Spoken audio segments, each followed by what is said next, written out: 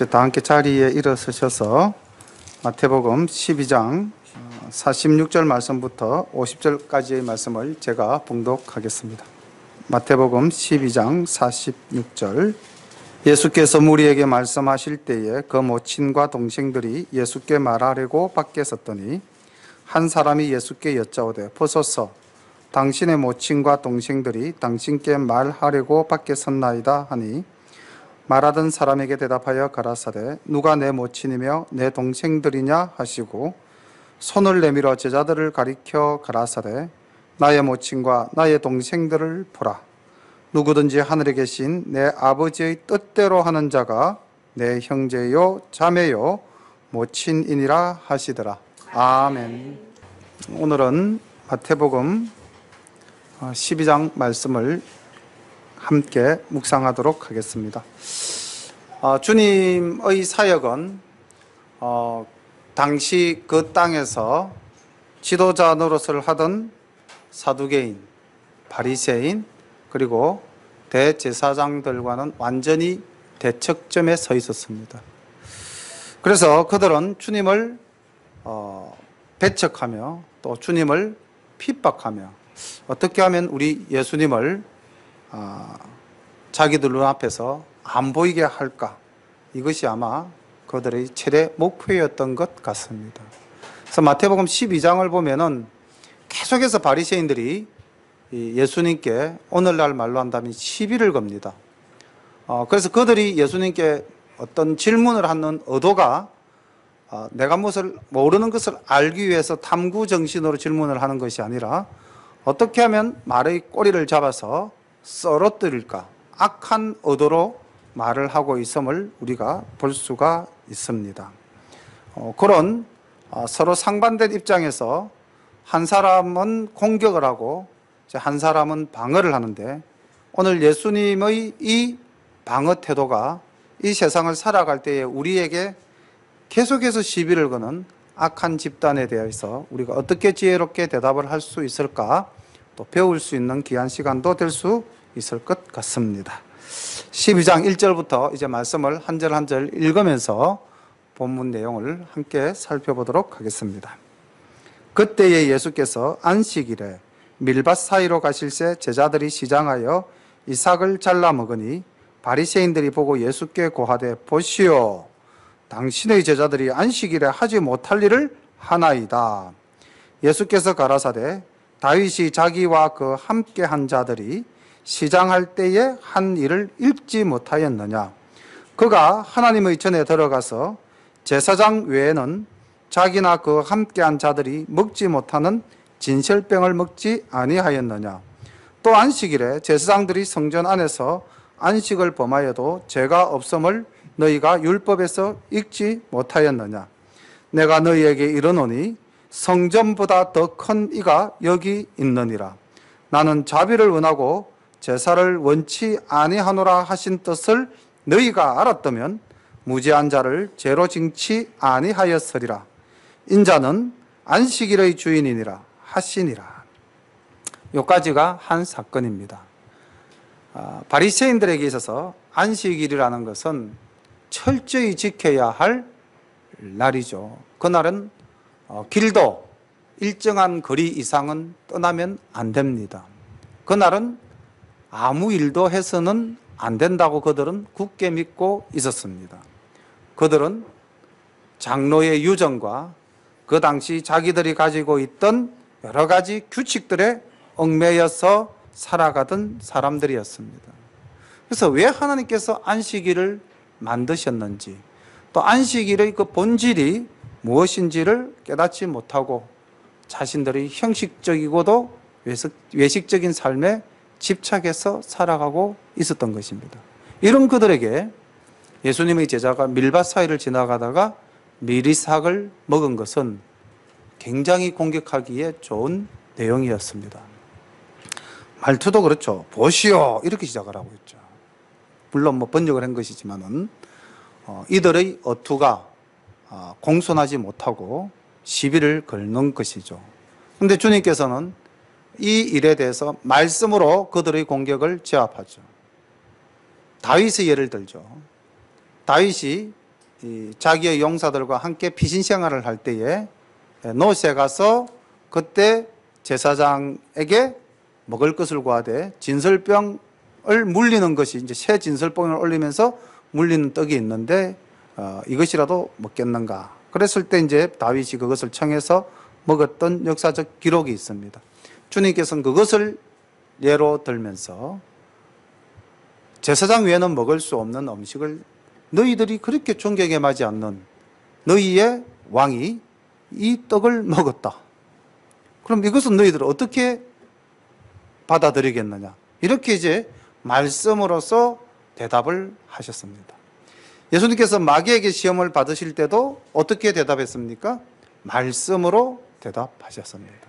그러니까 우리 예수 믿는 사람이 이 세상에 안 믿는 사람들과 이야기할 때에 우리는 가급적 성경에 대한 지식을 바탕으로 말씀으로 그들과 응대해 나간다면 훨씬 더 지혜롭게 그 문제들을 해결할 수 있지 않겠는가라고 생각을 합니다.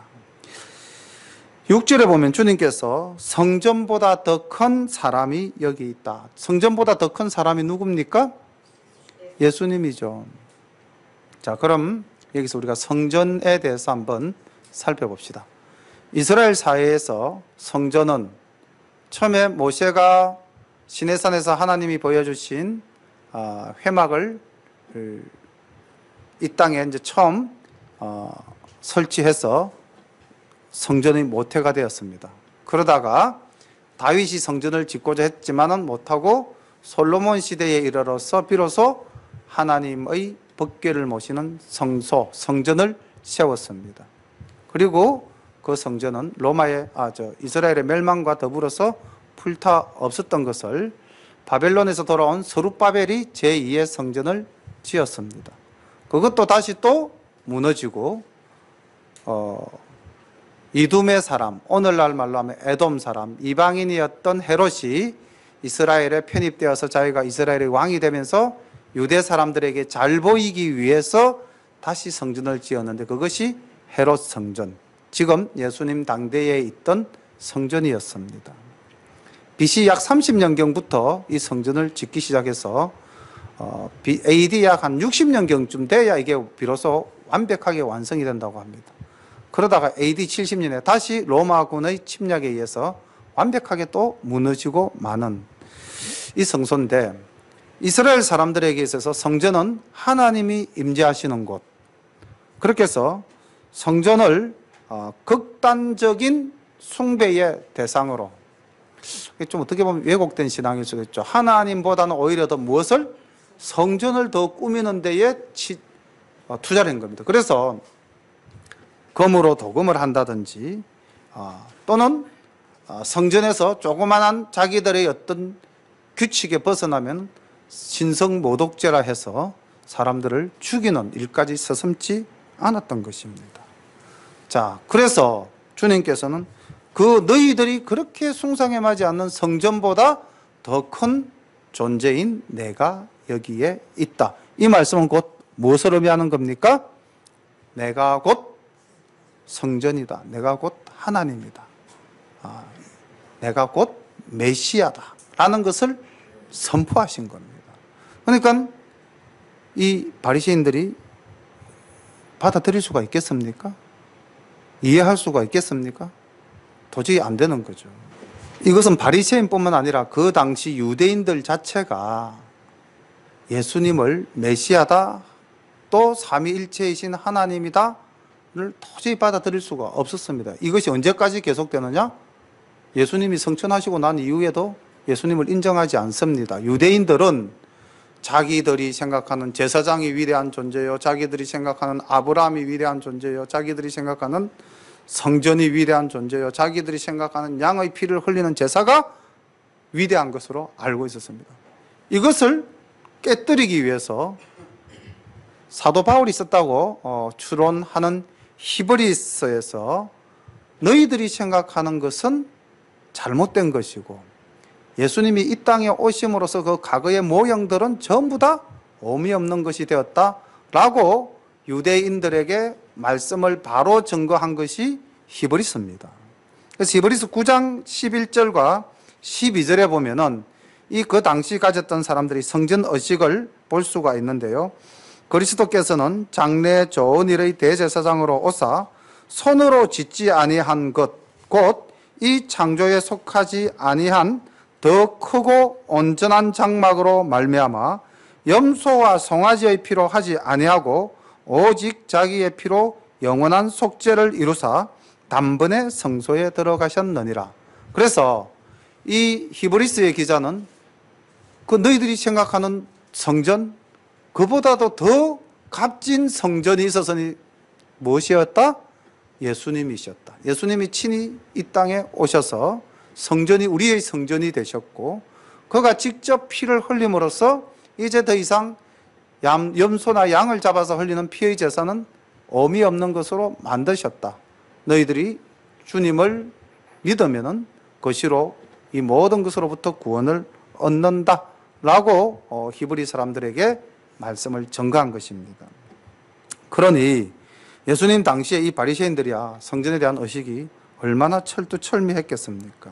주님께서는 그러한 자들에게 하나님께서는 자비를 원하지 제사를 원하지 아니한다라는 구약의 말씀을 다시 인용하면서 주님께서 친히 내가 안식일의 주인이다 라고 말씀하시며 주님의 메시아이심을 선포하고 있습니다. 9절 거기를 떠나 저희 회당에 들어가시니 한편 손마른 사람이 있는지라 사람들이 예수를 송사하려 물어 가로되 안식일에 병 고치는 것이 옳으니이까. 자, 여기도 그 질문하는 의도가 예수님을 송사하기 위함이었다.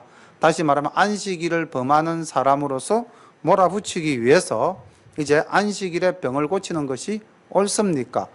자, 이렇게 물었을 때는 그 전에 무엇이 전제되어져 있습니까? 주님께서 틀림없이 이 손마른 자를 고치실 것 같다. 이것이 전제되어져 있는 것 같죠? 문맥 속에 예수님은 고치십니다. 그런데 고치는 방법이 또 독특한 방식으로 고치시죠. 보겠습니다. 예수께서 가라사대 너희 중에 어느 사람이 양 한 마리가 있어 안식일에 구덩이에 빠졌으면 붙잡아내지 않겠느냐? 사람이 양보다 얼마나 더 귀하냐?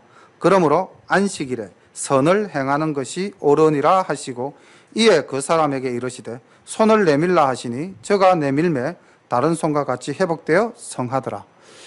자, 보십시오. 주님께서는 병 고친다라는 말씀은 아예 안 하셨어요.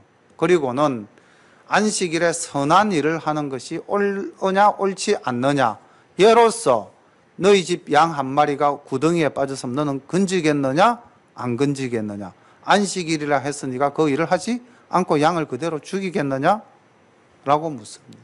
대답을 못하죠. 자, 그러고 나서는 예수님께서 보통 보면 병을 고칠 때 어떻게 하셨습니까? 만지셨죠. 터치하셨는데 이번에는 노터치입니다.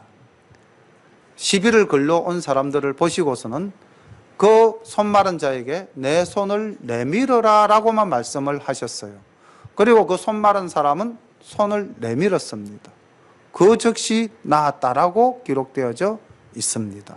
그러니까 정말 우리가 본다면 아멘 할렐루야 하나님의 영광을 본 것인데 이 사람들의 태도는 어떤가? 14절 바리새인들이 나가서 어떻게 하여 예수를 죽일고 의논하거늘. 악한 사람과 선한 사람의 생각이 이와 같이 극단적입니다. 우리 주님은 그 기본이 선의 본질 아니십니까? 우리 주님의 생각은 뭡니까? 어떻게 하면 저 사람을 고칠까? 어떻게 하면 저 사람을 살릴까? 어떻게 하면 저 사람을 구원할까? 주님은 항상 이것을 생각하는데 악한 사람들은 어떤 생각을 합니까? 어떻게 하면 저 사람을 괴롭힐까? 어떻게 하면 저 사람을 죽일까? 어떻게 하면 저 사람을 좀 더 미워할까? 자, 그렇다면 우리는 어느 쪽에 서야 되겠습니까? 우리는 주님의 제자죠.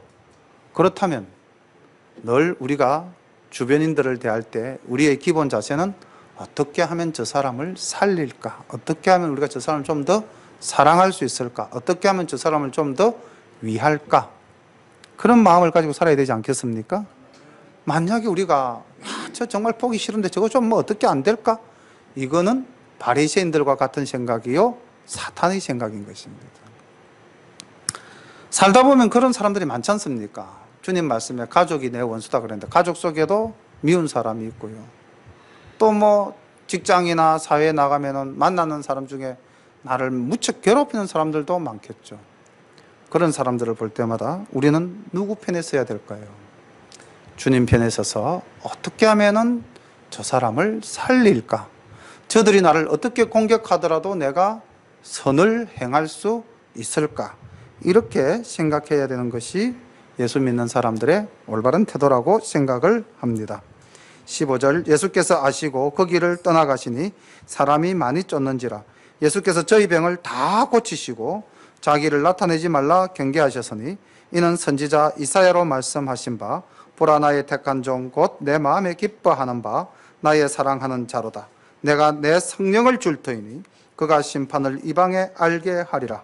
그가 다투지도 아니하며 들레지도 아니하리니 아무도 길에서 그 소리를 듣지 못하리라. 이 들레다라는 말은 오늘날 현대어로서는 거의 쓰지 않는 말이죠. 그냥 우리 성경에 있으니까 그냥 읽고는 넘어가는데 이게 말뜻이 무엇인지 잘 모르고 넘어가는데 make a noise. 그러니까 소란하게 하지 않았다. 그러니까 주님께서는 시비 거는 자와 더불어 말대꾸를 하면서 그들과 분쟁하지 않으셨다는 것이. 아무도 길에서 그 소리를 듣지 못하리라. 상한 갈대를 꺼져가는 심지를 끄지 아니하시기를 심판하여 이길 때까지 하리니 또한 이방들이 그 이름을 바라리라 함을 이루려 하심이니라. 이건 이제 마태가 주님의 이러한 모습들을 보면서 이사야서의 말씀을 인용해서 우리 주님은 그 선지자들이 예언한 것을 이루러 오신 분이다. 이것을 전가하는 마태의 독특한 서술 기법입니다. 22절 그때에 귀신 들려 눈 멀고 벙어리 된 자를 데리고 왔거늘 예수께서 고쳐주심에 그 벙어리가 말하며 보게 된지라. 무리가 다 놀라 가로되 이는 다윗의 자손이 아니냐 하니 바리새인들이 듣고 가로되 이가 귀신의 왕 바알세불을 힘입지 않고는 귀신을 쫓아내지 못하느니라 하거늘. 자, 여기서도 일반인들과 바리새인들의 시각이 다릅니다. 자, 예수님께서 귀신이 들려서 눈이 멀고 벙어리가 된 사람을 고쳤습니다. 그러니 예수님의 그 이적을 바라보는 많은 사람들은 뭐라고 그랬습니까? 다윗의 자손이다. 이 말은 곧 뭐죠? 메시아이시다. 야, 저분이 메시아이시다. 우리를 구원하러 오셨군. 고백을 하고 있습니다. 그런데 바리새인들은 뭐라고 그럽니까? 야, 쟤가 무슨 메시아야. 쟤는 가만히 보니까 귀신 들린 자야. 귀신이 들려가지고 귀신을 쫓아내고 있어. 이렇게 주님을 매도하고 받아들이지 않습니다. 그러니 주님께서 이들에게 한 말씀 하시죠.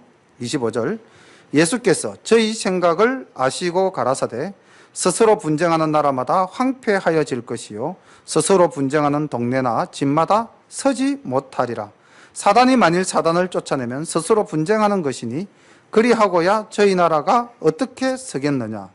또 내가 바알세불을 힘입어 귀신을 쫓아내면 너희 아들들은 누구를 힘입어 쫓아내느냐. 그러므로 저희가 너희 재판관이 되리라. 그러나 내가 하나님의 성령을 힘입어 귀신을 쫓아내는 것이면 하나님의 나라가 이미 너희에게 임하였느니라. 사람이 먼저 강한 자를 결박하지 않고야 어떻게 그 강한 자의 집에 들어가 그 세간을 넉탈하겠느냐. 결박한 후에야 그 집을 넉탈하리라. 나와 함께 아니하는 자는 나를 반대하는 자요 나와 함께 모으지 아니하는 자는 해치는 자니라. 그러므로 내가 너희에게 이르노니 사람의 모든 죄와 해방은 사심을 얻되 성령을 해방하는 것은 사심을 얻지 못하겠고 또 누구든지 말로 인자를 거역하면 사심을 얻되 누구든지 말로 성령을 거역하면 이 세상과 오는 세상에도 사심을 얻지 못하리라.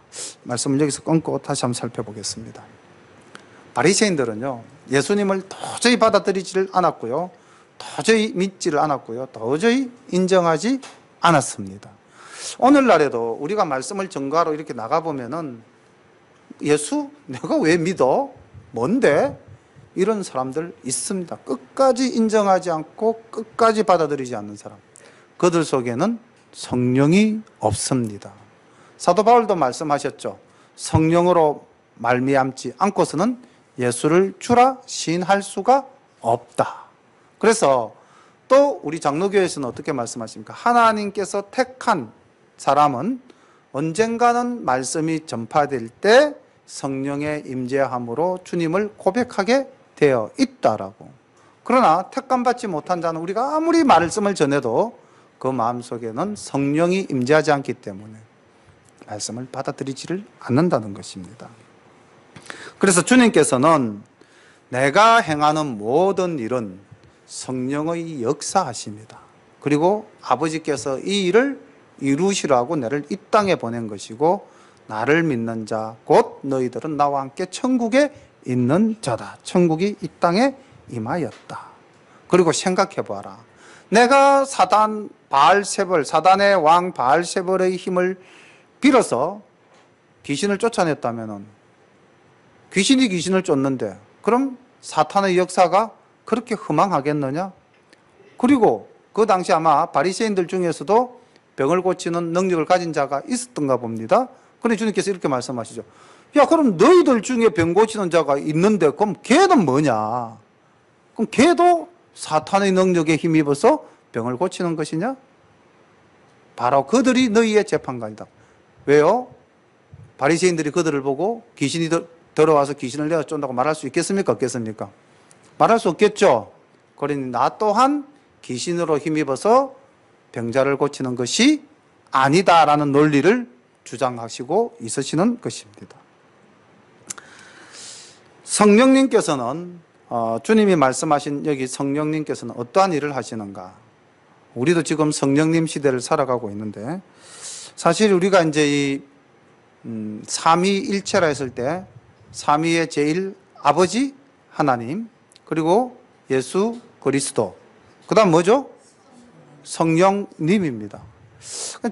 근데 우리가 참 이 교회에서 이렇게 신앙생활 우리가 오랜 세월 해왔지만은 우리가 어릴 때 그 뭐 목사님들 보면은 뭐라고 그럽니까? 막 이러면서 막 이러시죠. 뭐라고 그러십니까? 이렇게 하면서 성령 받아라. 이게 얼마나 교만하고 얼마나 잘못된 겁니다. 누가 줍니까? 목사님이신 자기가 주죠. 그리고 누구 보고 받아라 그럽니까? 우리 보고 받아라 그러죠. 예를 들자면 하나님을 좌지우지할 수 있는 겁니까? 그리고 성령님을 그렇게 경거망동하게 부를 수 있을까요? 그래서 우리가 지금 어느 생활에서 하나 고쳐야 됩니다.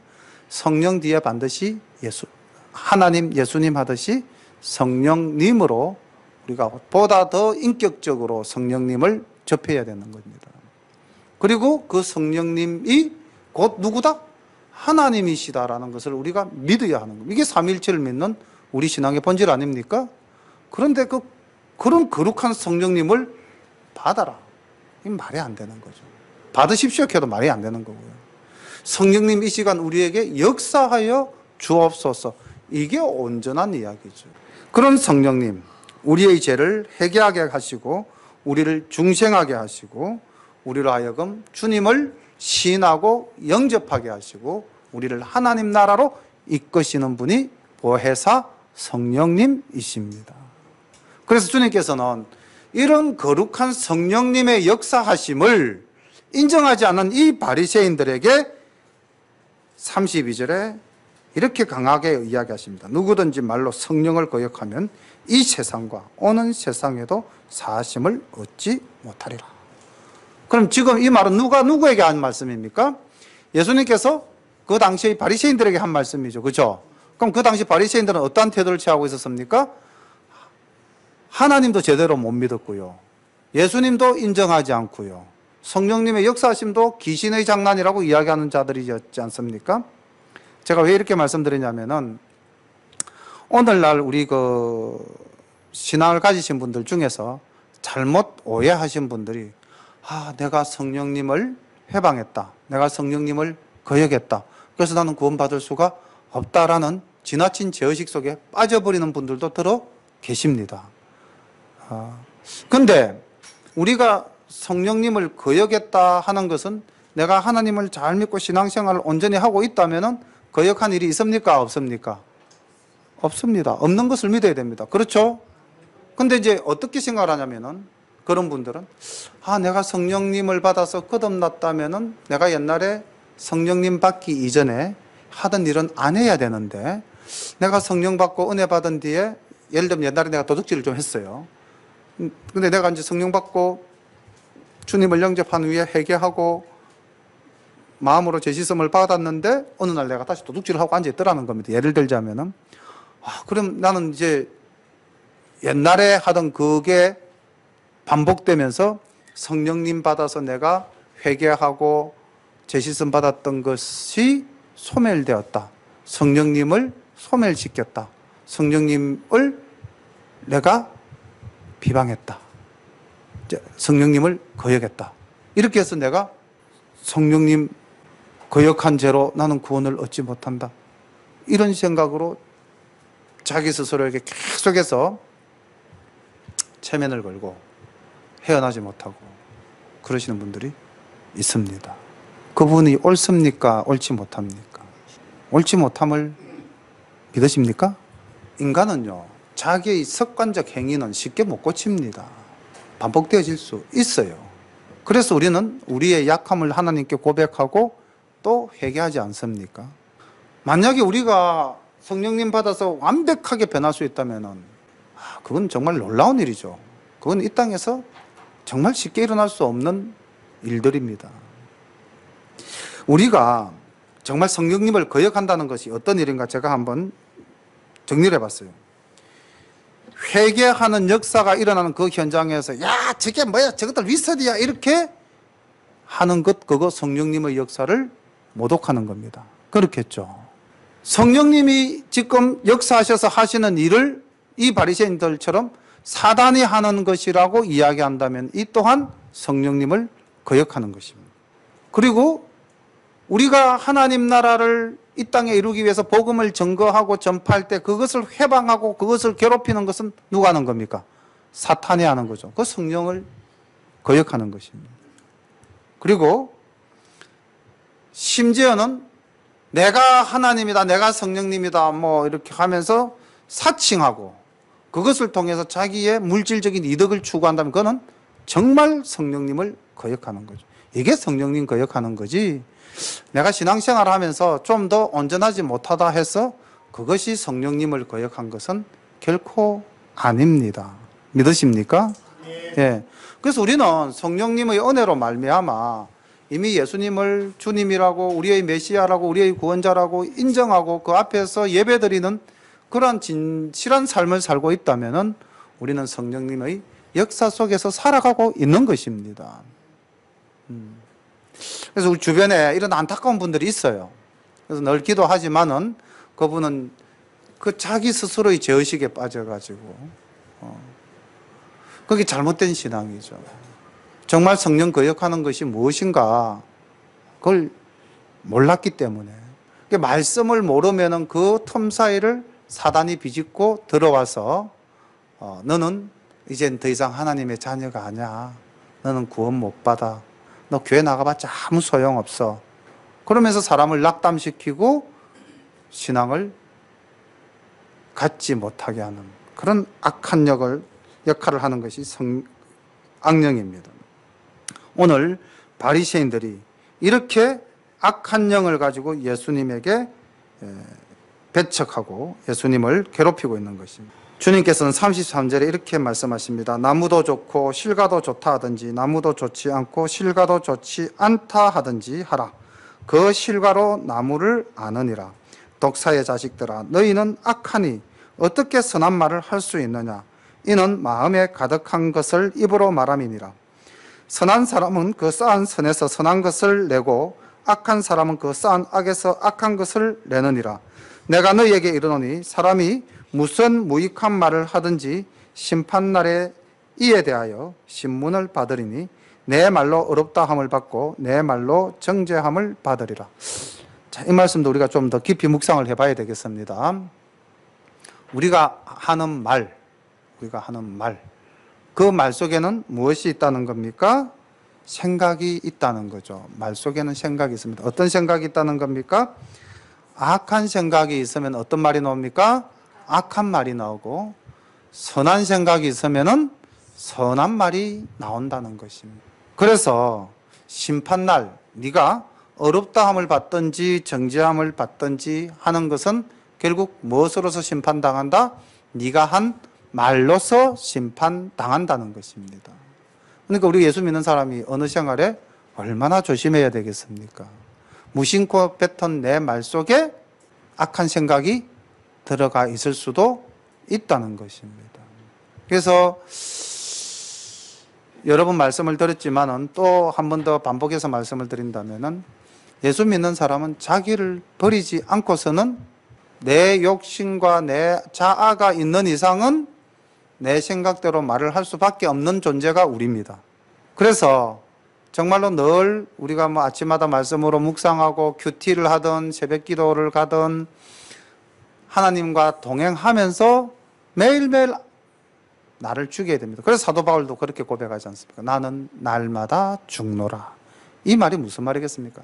나는 날마다 내 자신을 쳐서 나의 에고를, 내 자의식을 죽이고 나는 오직 하나님의 종이다. 이것만 생각한다는 거죠. 우리가 사실 24시간 하나님만 생각한다면은 우리는 악한 생각할 수가 없죠. 그래서 우리가 악한 일을 안 하려면 어떻게 하면 되느냐? 선한 것만 하면 됩니다. 악한 생각 안 하려면은 좋은 생각만 하면 되는 거죠. 이와 같이 우리가 어느 생활에 대해서 또 한 번 더 생각해 볼 수 있고요.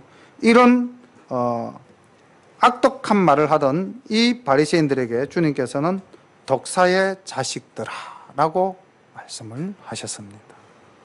38절 그때에 서기관과 바리새인 중 몇 사람이 말하되 선생님이여 우리에게 표적을 보여주시기를 원하나이다. 자, 이때 이 또 사두개인과 바리새인, 서기관과 바리새인 이 몇 사람 말은 참 부드럽게 합니다. 선생님이여 우리에게 표적을 보여주시기를 원하나이다. 선한 의도일까요? 악한 의도일까요? 악한 의도입니다. 자, 예수님 대답을 볼까요? 예수께서 대답하여 가라사대 악하고 엄란한 세대. 즉 서기관과 바리새인과 사두개인과 제사장들이 그때 당시 이스라엘 백성들을 이끌고 가던 그 시대를 어떤 세대? 악한 세대, 엄란한 세대라고 이야기를 합니다. 이 악하고 엄란한 세대를 어디에 빗대어서 말씀하시는지 한번 계속 살펴보겠습니다. 악하고 엄란한 세대가 표적을 구하나 선지자 요나의 표적밖에는 보일 표적이 없느니라. 40절입니다. 요나가 밤낮 사흘을 큰 물고기 뱃속에 있었던 것 같이 인자도 밤낮 사흘을 땅속에 있으리라. 심판때에 니느웨 사람들이 일어나 이 세대 사람들을 정죄하리니 이는 그들이 요나의 큰 전도를 듣고 회개하였음이거니와 요나보다 더 큰 이가 여기 있으며 심판때에 남방 여왕이 일어나 이 세대 사람을 정죄하리니 이는 그가 솔로몬의 지혜로운 말을 들으려고 땅끝에서 왔음이거니와 솔로몬보다 더 큰 이가 여기 있느니라. 자, 여기까지만 끊겠습니다. 일단 42절까지만 보겠습니다. 지금 예수님은 누구와 누구를 예로 들어서 요나와 솔로몬을 예로 들어서 그들보다도 더 큰 사람, 그들은 일개 선지자고 일개 왕이었지만은 나는 하나님과 더불어 천지를 창조한 메시아다. 그런데 보아라, 그 요나가 니느웨에 가서 그 사흘 길 되는 니느웨 성을 단 하루 회개하라, 망한다, 이렇게 성의 없는 말씀을 선포했을 때도 니느웨 사람은 어떻게 했다? 회개했다. 무릎을 꿇고 죄를 뒤집어 쓰고 옷을 찢으며 왕으로부터 짐승들에 이르기까지 회개했다. 근데 너희들은 뭐야? 내가 너희들에게 이렇게 표적을 안 보였습니까? 마른 손 난 거 보았죠. 벙어리 말하는 거 보았죠. 그럼에도 또 표적을 보여달라는 거, 이게 뭡니까 도대체? 나는 도저히 너를 믿지 못하겠다. 나는 도저히 너를 인정하지 못하겠다. 이 악한 세대. 솔로몬이 뭐 너희들 지혜의 문학서를 쓰고 뭐 너희들에게 있어서 영웅이라고 이야기지. 야, 솔로몬보다 더 큰 내가 여기 있다. 내 말이 얼마나 진리고 지혜냐. 그런데도 너희들은 내 말을 도저히 받아들이지 않는다. 남방에서 솔로몬의 지혜를 구하러 온 그 시바의 여왕이 너희들 보고 판단할 것이다. 이렇게 이야기하고 있습니다.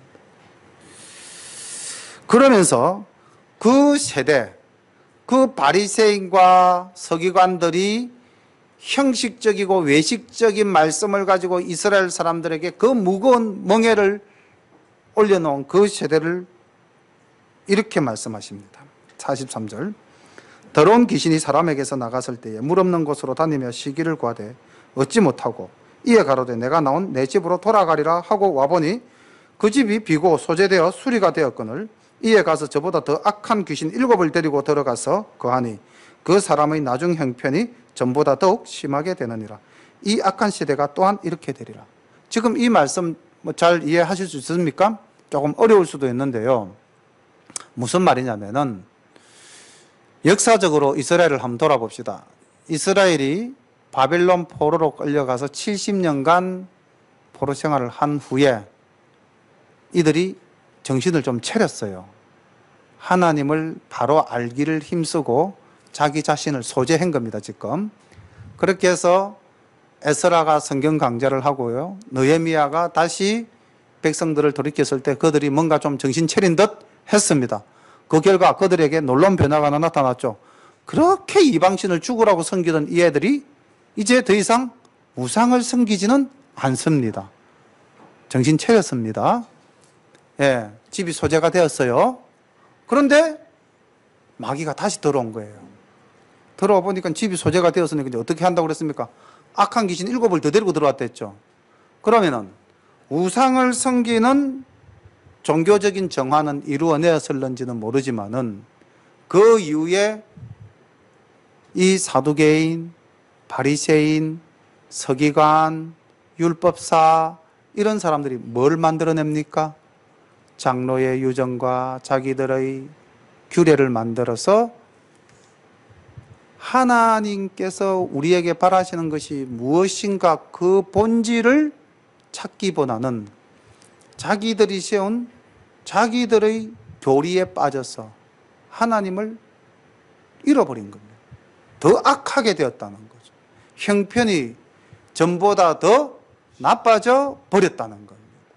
왜? 처음에는 귀신 하나가 있었는데 이제는 귀신 몇이 들어왔다? 7이 들어왔다. 이 세대가 그런 세대라는 거죠. 7 귀신이 작동하는 시대다. 이 말씀입니다. 이 악한 세대가 또한 이렇게 되었다. 이렇게 주님은 말씀하십니다. 그런데 지금 이 바리새인과 주님 간의 논쟁이 어떻습니까?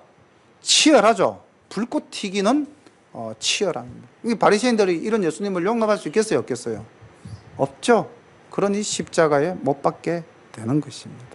주님은 그렇게 사탄과 싸우셨다는 거죠. 우리가 오늘날 이 시대를 살아가면서 편안하게 예수 믿을 수 있겠습니까? 여전히 우리에게도 이런 사탄이 끊임없이 준동을 하고 있고 우리는 그들과 싸워 나가야 되는데 무엇으로서? 말씀으로서 싸워 나가야 되는 것입니다.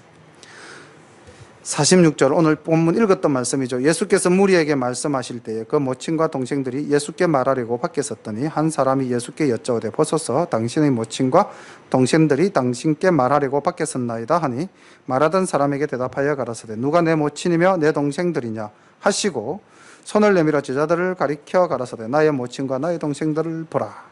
누구든지 하늘에 계신 내 아버지의 뜻대로 하는 자가 내 형제요 자매요 모친이니라 하시더라. 자, 이 말씀이 오늘날 우리에게 굉장히 큰 위로와 힘이 되는 말씀입니다. 자, 여기 지금 마리아와 야고보, 유다 그리고 뭐 그의 형제들 또 예수의 누이들 뭐 이제 많죠. 그래서 마리아는 절대 동정녀가 아닙니다. 카톨릭은 지금도 마리아를 동정녀라고 생각을 하고 있는데 절대 아니죠. 마리아는 예수님만 동정녀의 상태로 낳은 것이고요. 그 이후로는 요셉과 결혼해서 정상적인 부부 생활을 하면서 자녀를 낳은 평범한 여자입니다. 그런데 이걸 성부, 성자, 성령 다음에 뭐라 그럽니까? 성모라고 그러죠. 성모. 그리고 그 마리아를 하나님이 반열에 올려놓고 믿고 있죠. 그리고 기도도 하나님께 안 합니다. 누구한테 합니까? 마리아한테 합니다. 왜 마리아에게 합니까? 예수님의 어머니니까 어머니한테 이야기하면 어머니가 아들한테 말하면 더 잘 들어주지 않겠습니까? 이런 희한한 논리로 이야기합니다. 자, 어쨌든 그거는 이제 우리가 그렇다는 것이고요. 그럼 이 지금 예수님의 가족들이 예수님을 찾아와서 어떤 말을 할까요? 말을 하려고 왔다고 그렇게 이야기하고 있지 않습니까? 무슨 말을 하려고 했을까요? 응? 장로 유전을 지키라고 예수님 보고. 야, 예수야, 쟤들하고 싸우지 말고 막 쟤들 말대로 이 말 하려고 왔을 것 같다. 그렇죠, 그렇죠. 야, 싸우면 니만 손해야. 집에 가자. 아마 그렇게 말하려고 했을 겁니다. 예, 집에 가자. 예수님이 그걸 아시죠. 예수님의 가족은 예수님을 단 한 명도 지지하지 않았습니다. 예수님이 공생의 3년 동안 예수님이 십자가에 못 박혀 죽으시고 부활하시고 성천하신 이후에 그의 동생 야고보가 변화되어서 사도 야고보가 되었고, 그죠? 또 그의 동생 유다가 사도 유다가 된 겁니다. 예수님 생전에 이들은요, 저는 와 저라노? 저기 집안의 장손인데 집안이 그 생각 안 하고 이런 식으로 다 생각했을 것 아니겠습니까?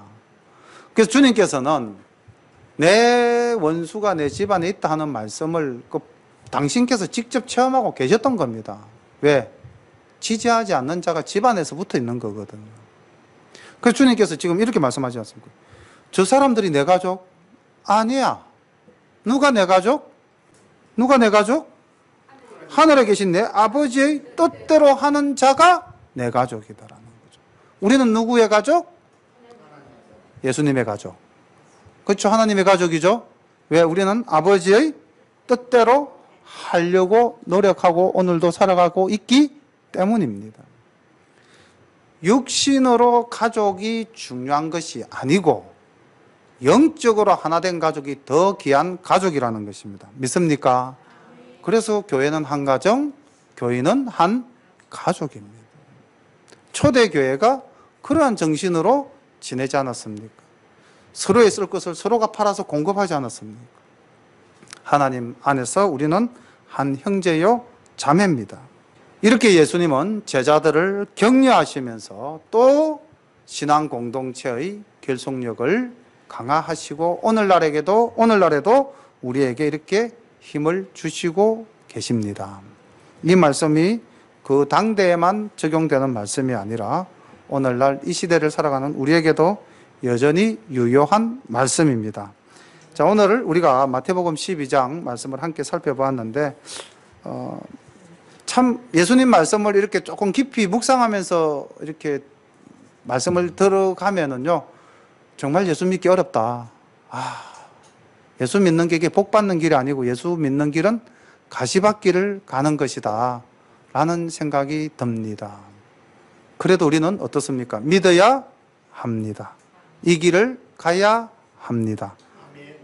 왜요? 우리는 하나님의 자녀로 부르심을 받았기 때문입니다. 그래서 우리 사랑하는 열린가족, 그리고 우리 함께 예배드리는 또 우리 예찬 참기름, 또 보리올 디올 우리 음악학원 원장님 가족 너무 감사합니다. 오늘 말씀에 깨달음이 있으면은 삶 속에서 실천하시고, 또 우리가 아직 부족해서 지키지 못하는 것이 있으면은 어쨌든 말씀을 중심으로 우리가 살아가겠다고 다짐하는 귀한 시간 되시기를 소망합니다. 아멘. 기도드립니다. 사랑의 아버지 하나님, 은혜를 감사합니다. 사탄은 어떻게 해서든지 간에 주님이 이 땅에서 이루고자 하시는 사역을 못 이루시도록 해방하고 있습니다. 아버지 하나님, 오늘날도 저희들은 어떻게 해서든지 간에 하나님 말씀대로 살고자 하나 아버지 하나님, 사탄이 우리를 힘들게 흔들고 있습니다. 우리도 주님처럼 지혜롭게 하나님의 말씀으로 이 모든 것들을 이겨나갈 수 있도록 인도하옵소서. 사랑의 아버지 하나님, 우리가 아버지의 뜻대로 살아가기 위해서 믿음의 공동체를 이루고 하나님 신앙생활을 하면서 이웃에게 선행을 베풀고자 열심히 노력하고 있습니다. 우리 열림교회가 이 구암동 지역에서 또 소계동 지역에서 하나님의 영광을 나타내 보이고 이로 말미암아 하나님께 영광을 돌리며 하나님을 믿는 자가 날마다 늘어나는 귀한 역사가 일어나게 하옵소서. 예수님의 이름으로 감사하며 기도드립니다. 아멘.